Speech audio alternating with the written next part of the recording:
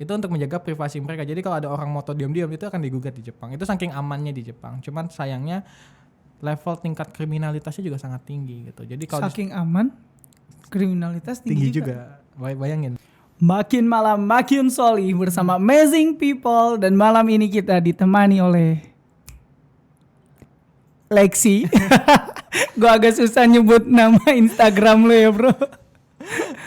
Natsume Soseki. Natsume Soseki. Kalau di Instagram beliau dikenal sebagai Natsume Soseki, teman-teman sekalian. Masya Allah. Gue mau ngobrolin tentang Apa? ada yang cari perhatian nih bro. Siapa? Si Charlie Hebdo cari perhatian kembali. Udah biasa. Udah biasa ya? Udah biasa. Memang media Prancis begitu. Oh gitu. Nah menurut lo gimana sih bro? Apa ya, mau dibilang kebebasan mungkin karena memang pemahaman orang-orang sana juga kan, orang-orang barat mengatakan bahwa ini kan bentuk kebebasan berpendapat gitu. Berekspresi. Tapi kan memang kode etik kebebasan itu kan tidak dilakukan. Itu yang jadi problem sebenarnya. Makanya seenak jidatnya aja Charlie Hebdo itu langsung mengkarikaturkan sosok Nabi Muhammad SAW gitu. Artinya kan kita tahu bahwa kita sebagai muslim pun memang ada aturan bahwa kita tidak bisa menggambar sosok Rasulullah gitu, bahwa seluruh ulama sepakat bahwa hukumnya haram gitu. Apalagi jangankan menggambar sosok Rasulullah, menggambar makhluk hidup aja itu dalam fikih aja itu kan hukumnya haram gitu kan ya. Nah itu kan yang menjadi satu bentuk kode etik kita sebagai muslim untuk mengikuti aturannya. Nah tapi dalam kebebasan berpendapat di dunia barat ini menjadikan suatu hal yang sah-sah aja. Justru malah ini apa ya, lucu gak sih seandainya misalnya muslim balas dendam gitu ya, kita gambar muslim balas dendam gitu, kita buat dari agama lain sebentuk karikatun dan itu dibuat menyeleneh. Terus tanggapan dari orang-orang agama lain tuh bagaimana? Juga pasti akan merasakan, oh kalau udah kayak gini mah jelas-jelas ini bisa dibilang bentuk ujaran kebencian kan? Iya, artinya kalau misalkan kita kalau lah sampai ada muslim yang balas dendam seperti itu, bisa saling serang di ranah itu, ya saling menjelekkan tanpa ilmu, bisa dibilang gitu juga sih ya. Nah gitu itu yang ya. jadi bahaya jelas. Kalaupun nanti jadi masuk ke dalam ranah perdebatan, itu nggak akan kelar gitu loh. Kecuali kalau memang orang itu benar-benar mengetahui bahwa bagaimana hukum syara'nya dalam bentuk segi Islam gitu. Makanya sebagai seorang muslim kan juga kita pasti tahu gitu bahwa bentuk sikap yang harus kita ambil. Itu jelas kan ya. Ketika kita dengar bagaimana kisahnya Rasulullah mengirim surat ke Persia, yang suratnya disobek-sobek sama Raja Kisra, itu hanya sebatas surat gitu yang disobek-sobek. Tapi yang tampak dari sosoknya Rasulullah tuh Rasulullah mukanya merah, menggepal tangannya bahkan sampai mengutuk. Nanti akan kerajaan Kisra itu akan disobek-sobek seperti Allah akan menyobeknya seperti apa yang dia lakukan kepada suratku gitu kan. Itu kan artinya kan bentuk sikap gitu loh. Nah sebagai seorang muslim kita juga harus punya sikap gitu loh. Jadi nggak aneh kalau misalnya kayak Al-Azhar itu langsung memberikan kecaman gitu kan, sikap-sikap ulama-ulama Al-Azhar. Walaupun nggak menafikan juga sih waktu penyerangan kantor redaksinya ya, penyerangan kantor redaksinya itu, ya kita mengecam juga perbuatan itu gitu, ya kan, jelas. Yang mengatasnamakan kebebasan gitu kan. Iya, kebebasan kita mengecam juga, tapi enggak, dan juga dalam hal ini nggak bisa diterima juga kalau pembalasan dia dengan seperti itu gitu loh. Ya, iya, kita juga nggak mungkin ngebalas seperti itu. Jadi nanti yang lucu kalau misalnya di berkelanjutan jadi balas-balasan meme gitu. Nah gitu. Kan nggak logis gitu ya. Jadi kayak anak kecil. Balas-balasan, kata-kataan, benar. Nggak useless banget gitu. Nah makanya paling yang bisa kita berikan tuh sikap. Ini jelas berbeda kalau misalnya memang kita dalam keadaan di mana ada fasenya Rasulullah langsung bersikap pada saat itu. Kalau memang harus istilahnya berjihad karena untuk membela, ya pasti akan berjihad. Cuman kan sayangnya kita tidak bisa mengambil jalur jihad karena kan memang ada keterbatasan dalam Islam itu juga. Nah ini yang menjadi catatan gitu bahwa apapun yang dilakukan dalam ranah kebebasan tetap ada kode etik yang memang harus dipenuhi. banyak orang bicara bahwa ini hak asasi manusia gitu. Wow, kita bicara hak asasi manusia, iya gitu. Tapi dalam hak asasi manusia juga hak itu punya kode etik gimana kita harus memenuhinya. Tidak kita bilang, oh ini haknya dia, padahal dia salah. Padahal kode etiknya dilanggar gitu. Yeah. Jelas nggak mungkin. Misalnya hak saya masuk ke rumah orang gitu. Oke, tapi kalau kita tidak mengetok pintu rumah orangnya, iya. Jelas lah. Nah jelas itu bermasalah gitu kan. Itu udah melanggar hukumnya. Artinya kebebasan yang diasumsikan oleh orang-orang Barat, apalagi yang dibuat oleh Charlie apa tadi teh? Charlie Hebdo. Charlie Hebdo gitu. Ya jelas itu kebebasan berpendapat yang keliru gitu. Ditambah lagi kan emang editornya Gerard Bayer ya gitu ya. Gerard Bayer itu juga kan pasti mengatakan bahwa ini hal yang biasa aja sih gitu. Jelas itu nggak salah. Tapi kalau memang menurut pandangan gue ya, kalau misalkan redaksi ini gitu yang keluarnya seminggu sekali gitu dengan karya-karya satirnya dia gitu, ingin mendiskreditkan Islam dengan caranya membuat karikatur seperti itu menunjukkan kebodohan dan kekalahan intelektualnya mereka. Itu bisa dibilang gitu, tapi di ranah Barat sendiri hal seperti itu menjadikan hal yang wajar sebenarnya. Oh gitu? Iya, karena kan di Barat itu kan kita bicara ilmu pengetahuan mereka gitu ya, apalagi dipengaruhi dengan filsafat mereka. Yes. Jelas bagi mereka ini hal yang normal gitu loh. Ini hal yang normal dalam bentuk mewujudkan gitu, ekspresi gitu kan ya. Apalagi kan suatu perbuatan itu kan tidak mungkin dilakukan tanpa adanya sesuatu yang dipahami oleh orang tersebut gitu. Nah gitu, itu jelas. Jadi kalau bicara bahwa ini suatu kebodohan, mungkin kalau di mata kita kebodohan gitu. Tapi di mata mereka ini bukan bentuk kebodohan, karena mereka bisa mengatakan itu karena memang ada pemahaman sendiri.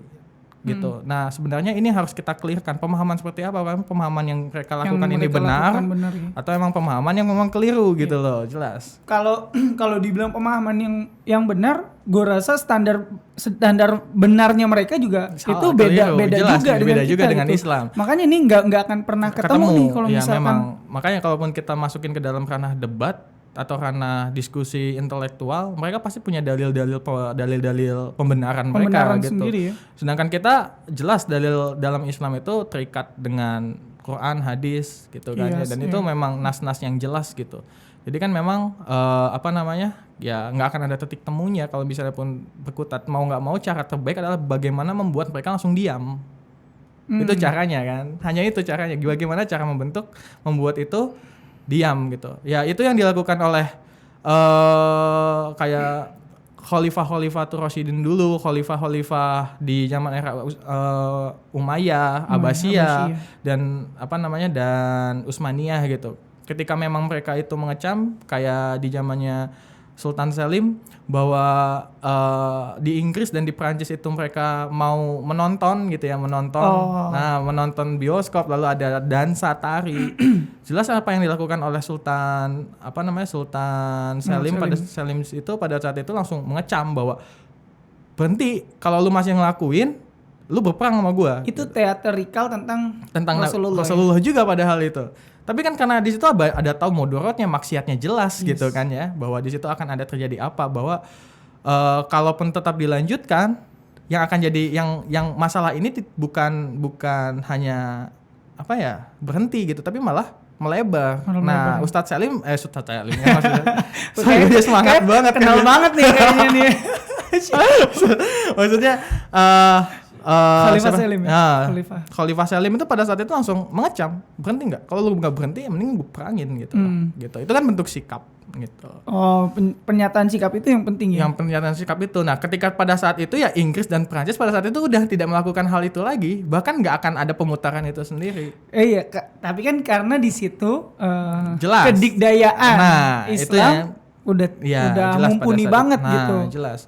Dan ketika itu pun dihentikan gitu ya, artinya ketika itu dihentikan memang tidak akan ada polemik-polemik lanjut gitu setelah itu. Nah itu yang menjadikan memang harus ditunjukkan pada seorang muslim sekarang gitu, bagaimana sikapnya. Iya, memang pernyataan sikap bagi setiap muslim itu sangat menentukan identitasnya dia gitu. Apalagi kayak sekarang ini, wah banyak banget lah penistaan gitu ya, dari mulai ini sampai yang di Norwegia itu yang itu Masya Allah yang Quran dibakar iya gitu kan, bahkan diludahi, bahkan Perdana Menterinya tuh ngomong bahwa ini bentuk kebebasan, itu bentuk kebebasan. Jadi segala dalil yang akan mereka keluarkan itu akan sama, kebebasan.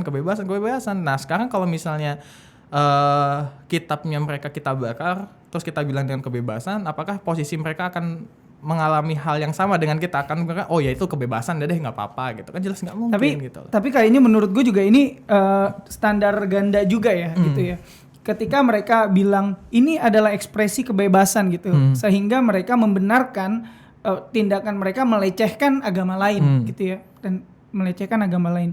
Tapi tatkala penganut agama itu membela agamanya, nah itu yang dipermasalahkan. Gue rasa itu juga standar ganda gitu jadinya. Buat yang mengusung ide kebebasan tadi gitu. Itulah makanya kalau misalnya kita mau dikatakan free kebebasan itu jelas nggak mungkin ya. Gue rasa itu yang ilusi tuh. Ya itu yang dibilang ilusi. Makanya kan Marx itu kan pernah debat sama siapa? Bakunin. Walaupun waktu itu Bakunin itu nggak datang gitu ya. Bahwa ide yang disosong oleh Bakunin itu jelas-jelas delusi. Bagaimana anarkis yang diinginkan atau anarkis itu di mana ingin membuat suatu kebebasan, di mana kebebasan itu tidak akan menghambat perkembangannya manusia. Itu jelas utopis jelas. Kenapa? Karena dia menghilangkan semua standar-standar yang jelas atau aturan-aturan yang jelas gitu loh, bahwa harusnya ada kenegaraan, dia dihilangkan, terus semua orang itu bisa melakukan segala halnya tanpa adanya aturan. Dan itu yang menjadikan suatu nilai problem. Artinya kebebasan, walaupun kita kebebasan dalam Islam ya, bicara kebebasan itu tetap terikat akan hukum gitu loh. Dan hukum itu yang menentukan satu nilai perbuatan apa yang dilakukan tersebut, karena kan kebebasan bentuk dari suatu perbuatan. Nah ini yang jelas harusnya. Iya. Gitu. Kebebasan sekuat apapun kita membuat satu komunitas yang di atas namakan kebebasan nggak akan pernah terjadi, karena akan selalu ada aturan di dalamnya. Itu kan artinya nggak bebas. Contoh misalnya kayak komunitas yang Nut itu ya, yang Nut itu, yang nudis gitu ya, nudis. Yang komunitas nudis itu kan nggak boleh, nggak boleh pakai. Itu kan bagian daripada gitu. Aturan gitu. Itu kan bagian dari aturan yang mengikat mereka gitu. Ya artinya kebebasan manusia ini nggak akan ada gitu. Yang tidak terikat dengan satu aturan gitu. Justru menurut gua aturan apa yang dipakai itu yang perlu didudukkan sih. Harus memang didudukkan. Artinya kita memang harus mengikuti aturan tersebut. Iya, aturannya seperti apa? Apakah cocok untuk aturan kita sebagai manusia gitu, yang mempunyai kebutuhan hidup dan juga naluri-naluri dasar gitu kan dalam diri manusia gitu. Nah itu aturan-aturan seperti itu yang perlu ditekankan gitu ya, diduduki oleh manusia itu sendiri gitu. Nah itu salah satu poin penting gitu, karena kalau kita ngelihat saudara-saudara kita yang sama Muslim, sedih nggak sih kalau misalnya kita ngelihat bahwa memang Swedia itu nggak salah gitu, itu bentuk ekspresinya orang-orang Swedia. Charlie Hebdo juga nggak salah kok, itu bentuk ekspresi gitu. Lah jelas ini mah problem keliru gitu, lu mengatakan diri lu Muslim tapi lu nggak punya sikap, lu nggak punya itu, bahkan atau mengatasnamakan Rasulullah itu memang lemah lembut gitu, dizolimi beliau diam aja. Justru Rasulullah tuh ada posisi, karena sikap lagi kan, balik sikap, ada sikap Rasulullah di mana memang pada saat itu benar-benar murka, benar-benar marah. Ada benar-benar sikapnya Rasulullah pada saat itu memang harus lembut, ada pada saat itu sikapnya harus ketawa gitu kan, bercanda. Ya itulah bentuk sikap gitu. Artinya jangan bicara bahwa suatu kebebasan itu adalah bentuk sikap, nggak bisa juga gitu. Bisa juga ya. Nggak bisa. Karena kalau misalkan kita pelajari juga, Rasulullah akan marah ketika yang dilecehkan, yang dihina itu adalah agamanya kan, agama Islam yang dilecehkan, itu Rasulullah akan marah. Beda hal ketika kita dengar kisah Rasulullah di Taif gitu. Iya kan, disambiti, diludahi, dilempari kotoran gitu. Bahkan malah berbuat baik karena yang dilecehkan adalah pribadinya gitu. Dan dia nggak pernah bermasalah, tapi ketika agama gitu. Allah yang dilecehkan, Rasulullah marah gitu. Jadi ya nggak aneh kalau misalnya ketika kita ngelihat ada bendera tauhid dibakar, langsung sikap umat Islam di Indonesia langsung naik. Terus yang jadi pertanyaan, wah itu bukan bendera Rasulullah, itu bukan ini ya, itu mah di luar pendapat ente gitu ya istilahnya ya, yang bukan di bendera Rasulullah, itu mah hak ente gitu loh. Tapi sikap ente di mana gitu ketika ada kalimat tauhid di dalamnya dibakar, bahkan kalimat tauhid itu ada kertas tertulis kalimat tauhid jatuh ke tanah, itu pun udah nggak boleh gitu, karena kan itu udah langsung suci kertas tersebut, karena ada lafaz Allah di situnya. Nah itu kan harusnya bentuk pemahaman yang memang harus dipahami oleh seorang muslim gitu. Nah itu dia tuh. Wow, Masya Allah nih teman-teman ya, dapat banget nih insight banget buat kita menunjukkan sikap kita, di mana sikap kita ketika ada kejadian-kejadian seperti sekarang gitu. Kenapa? Karena memang nggak ada lagi pembelaan untuk agama kita pada saat ini gitu loh. Kalau buat teman-teman yang belum kenal Alexi ini, dia adalah bukan pengusung ya. Penggiat komunitas literasi Islam. Nah, lagi viral nih komunitasnya nih. Dia adalah penggiat komunitas literasi Islam. Dan nama Instagramnya ini Natsume Soseki. Natsume Soseki. Itu agak ke Jepang-Jepangan ya gitu. Emang ada keturunan Jepang? Kagak sih. Enggak ya? Jangan. Oh, jangan ya. Nanti kalau orang Indonesia tuh ya biasanya ketika dengar kata Jepang, image-nya tuh langsung kemana gitu kan. Kemana? Tadi dari Charlie Hebdo sampai ke negeri Sakura. Tapi lu pernah kesana gak sih? Enggak. Enggak pernah ya?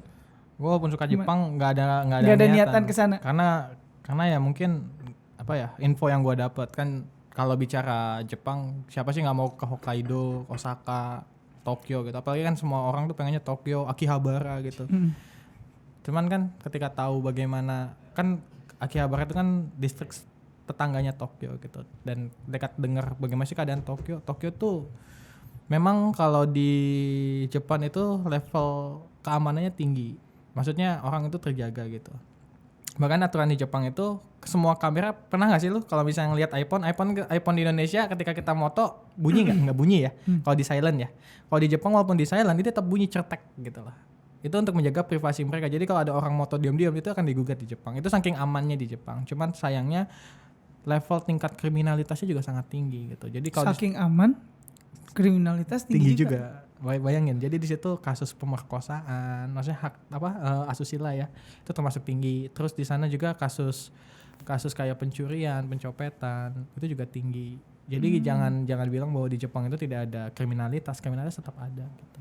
Tetap ada juga. Tetap ada juga. Berarti agak keliru tuh. Gue jadi ingat sama statement seseorang yang udah pakai kerudung dibuka lagi tuh. Karena dia ke Jepang katanya. Yeah. Di Jepang katanya aman, indah, aman gitu. Enggak. Padahal orang-orangnya nggak beragama gitu katanya. Ya ente bayangin aja gitu ya. Kalau misalnya kita bicara Jepang, kenapa sih ketika kita dengar ngomongin satu kata Jepang, image kita tuh langsung ke arah porno gitu. Karena kan memang terkenal dengan sananya. Dan kalau mau tahu bahwa devisa tertinggi negara Jepang itu ya sampai tahun 2017 itu paling tinggi memang pemasoknya adalah film-film porno di Jepang. Nah, pelakunya tuh bagaimana? Pelakunya itu ternyata banyak yang ada memang agen-agen yang memang mengadakan, artinya memang yang menyediakan untuk pembuatan film tersebut. Ada juga yang memang pembuatan videonya itu tanpa kesepakatan, artinya memang diculik lalu diasusila, maksudnya diperkosa gitu. Itu nyampe segitunya. Dan itu sering banget beredar. Jadi jangan mengatakan bahwa Jepang itu negara keren, enggak. Ya secara taraf intelektual orang Jepang memang tinggi, tapi ya itulah baliknya, walaupun intelektual tinggi nggak punya akidah ya jadi seperti itu ya? Jadi seperti itulah, work hard play hard ya kan?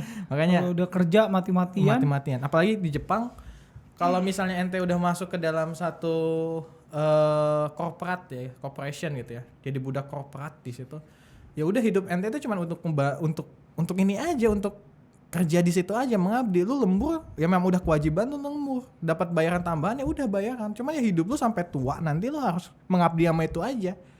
kalau lu keluar masuk korporat itu nanti malah dipertanyakan. Makanya nggak aneh kalau banyak orang-orang nanti pada akhirnya keluar. Nggak ada akidah. Makanya taraf tingkat tinggi bunuh diri itu juga saking frustasinya, tekanan kerjaan belum kan kalau di sana orang Jepang menikah itu rata-rata di umur 30 sampai 35. Bahkan wanita itu menganggap ideal itu 30 tahun itu baru dianggap ideal karena standar wanita. Jadi bayangkan kalau mau menikah dengan orang Jepang itu, wanita Jepang itu minimal dia itu harus si laki-laki itu udah bisa dikatakan mapan, punya minimal apartemen sendiri, penghasilannya itu udah mencukupi dan udah tetap gitu loh. Ya memang nggak beda dengan Indonesia, tapi kalau di Indonesia kan ada yang modal udah percaya aja sama Allah gitu kan ya. Nah tapi kalau di Jepang nggak bisa seperti itu gitu kalau dalam menikah. Makanya di Jepang itu lebih banyak kumpul kebonya dibandingkan menikah. Dibanding menikah. Itu yang membuat lo untuk menunda pernikahan? Enggak. Gua tenang kok, gua nanti nikah kalau nggak di hari Sabtu hari Minggu. Hari Sabtu hari Ahad. Jangan bro, weekday aja, weekdays. Kalau nggak di hari Sabtu hari Minggu. Aduh, ujungnya kesana lagi tuh kan. Tapi ya emang begitulah kalau bisa bicara Jepang. Jadi walaupun gue suka Jepang ya cuma suka karena budayanya keren. Memang budayanya keren gitu. Terus adab orangnya ketika berbicara, terus sama paling hal-hal yang memang mereka keluarkan, baik itu elektronik, baik itu dari manga. Gue suka manga-manganya gitu. Terus gue suka ininya kayak kegiatan mereka keseharian. Jadi kalau orang Jepang itu kan dulu kan gue termasuk suka dengan band-band Jepang gitu. Dan gue bertanya gitu, kenapa tuh jago banget orang-orang Jepang dalam main musik gitu. Bahkan chordnya kok beda-beda dengan chord umumnya, bahkan kuncinya aneh-aneh gitu. Ternyata memang kebiasaan mereka mau setiap hari itu memang meluangkan waktu untuk misalnya 2 jam 3 jam hanya untuk buat main musik aja misalnya gitu. Dan untuk para pemusik seperti itu. Musik. Dan untuk para manga mereka memang menyisakan waktu 2 jam 3 jam hanya untuk menggambar gitu. Dan itu memang difokuskan dengan mereka gitu. Itu salah satu bentuk yang memang wah ini keren loh. Jadi kita kalau mau menggeluti sesuatu itu diseriusin tuh ya bentuknya begitu. Jadi memang kita harus meluangkan waktu untuk diri kita untuk menseriusi apa yang kita inginkan gitu. Nah di Jepang memang seperti itu. Dan itu dilakukan disiplin setiap hari. Dia nggak bisa loss. Makanya jadi jangan aneh kalau misalnya ngelihat coveran orang Jepang atau musik orang Jepang itu, ini musiknya kan bunyinya begini gitu, lagunya enak tapi enak. Tapi kok begini, dari sini kok bisa ke sini? Artinya kan bang nadanya tuh kan banyak. Ketika dia mendapatkan bang nada jelas pengalaman. Nah, pengalaman itu kan didapat dari latihan gitu. Gitu. Nah, itu makanya kalau yang aneh suka dari Jepang sendiri. Cuman kalau misalnya nyampe Jepang keren ininya. Lu suka Jepang karena pornonya lah. Berarti kan dia image-nya cuma tahu pornonya aja di situ doang gitu ya. Padahal banyak hal dari sisi lain dari Jepang. Dan sisi itu bisa kita biasakan atas dasar Islam karena memang kita pribadi Muslim sebetulnya seperti itu ya gitu ya. Karena sayang sekali ketika kita mendapatkan inspirasi dari luar gitu dan itu positif, kenapa enggak kita lakukan gitu. Tapi disandarkan dengan hukum Islam gitu. Kayak misalnya tadi kan memberikan yang terbaik gitu. Ternyata ada tuh perintah Umar bin Khattab. Itu kan kalau kita niatkan ini karena mencontoh Umar bin Khattab kan itu kan mencontoh para sahabat juga gitu kan. Itu bagus juga seperti itu. Nah ini juga nih yang perlu ditekankan kepada para wibu-wibu dan otaku-otaku gitu ya. Yang katanya wibu gitu. Karena ada bro nih, gue pernah nonton video ditanya, Anda wibu ya? Iya wibu. Suka baca manga? Enggak. Lalu wibu di mana ya gue bilang. Jadi ada satu hal yang dia nggak suka nih. Suka nonton juga? Enggak. Saya mah suka ikut event-event gini dong. Ya gue bilang. Karbit gitu kan. Langsung mengakui dirinya wibu ya. Enggak juga gitu. Nah buat para wibu dan para otaku yang memang mencintai Jepang, coba dong tarik ke. Tapi saran gue mah jangan senang dibilang wibu dengan otaku. Lebih baik lu senang dipanggil tuh seorang muslim gitu loh. Karena lebih berkualitas. Dibanding wibu dan otaku. Tapi dia kan udah cinta di situnya, bro. Maksudnya cinta. kayak orang-orang penggemar K-pop lah gitu kan. Dia udah kadung cinta pada K-pop. Iya, gitu. cuman kan tidak menjadikan label dianya bahwa dia adalah pencinta K-pop. Tetap kan dia terlabel bahwa dia salah seorang muslim gitu atau muslimah gitu. Lah, gue suka Jepang, gue memang merasa bahwa diri gue kalau bisa dibilang gue wibu, ya mungkin gue dianggap wibu karena gue tahu budaya-budaya dan suka dengan Jepang gitu. Tapi gue dibilang otaku, ya gue otaku. Gue sampai segitunya gitu kan untuk menyukai Jepang. Tapi kalau ditanya bahwa gue ini cinta Jepang, gue nggak cinta Jepang. Gue lebih cinta Islam. Gue lebih ngerasa bahwa Islam lebih kena di dalam hati gue dibandingkan mereka. Kalaupun mereka harus dikorbankan dengan Islam, gue lebih baik ngorbanin mereka gitu. Iya, kalau kayak gitu sih setuju. Artinya sih gue. Gitu. Setuju sih gue, jangan sampai ngilangin identitas kita jadi sebagai identitasnya muslim sebagai muslim jangan dihilangkan. Tapi justru seharusnya bangga. Bahkan Umar aja ketika masuk Islam paling bangga kok, ngetok semua Abu Jahal di saya Islam. Nah, kita gitu loh. Masa nggak bangga? Ya. Gitu. Gimana ya, image sendiri sih ya di sini udah dibangun. Islam itu menyukakan. Kadang ketika kita bicara suka akan sesuatu itu kan ada kadarnya. Jadi bicara romantisme kita ya. Ada kadar. Nggak, kalau kita bicara cinta tuh apa sih?